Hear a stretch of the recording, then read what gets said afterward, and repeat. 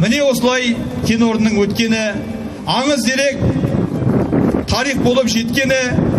Мұнайшылар күніне орай Қаламқас атты жазба ақындардың облыстық ашық жыр мүшәйрасы өтті. Кен орнында өткен шараға өңірге белгілі ақындар қатысты. Олар Майталман мұнайшылар тақырыбындағы өлеңдерін оқып, Қаламқас апаға арнаған жырларынан шашу шашты.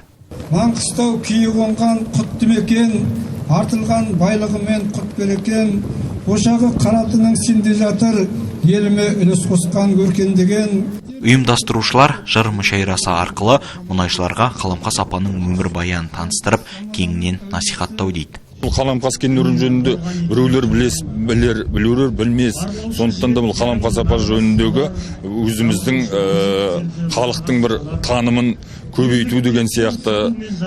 Бізге жаңадан келіп жатқан жұмысшылар бар, жаңадан алынып жатқан. Олардың кейбіреулер білмеуі мүмкін. Жан-жақтан келіп жатқан сервистік компания мүшелері бар.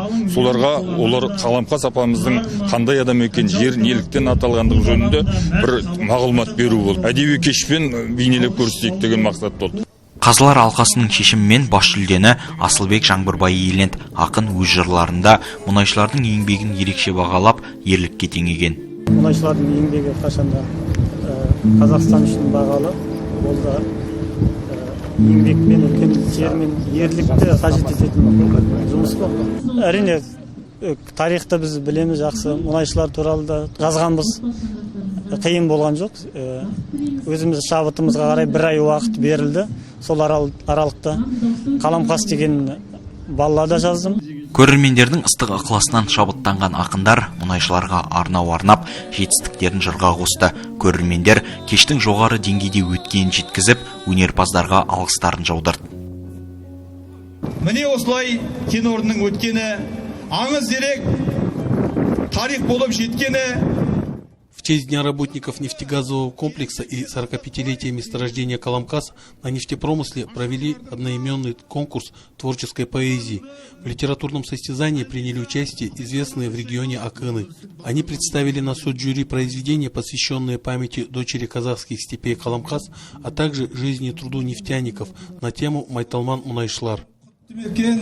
Артылған байлығымен құт берекен, ошағы қаратының сенде жатыр, еліме үлес қосқан көркендеген. Организаторы отметили, что цель конкурса через творчество поэтов познакомить нефтяников с короткой, но яркой биографией Қаламқас.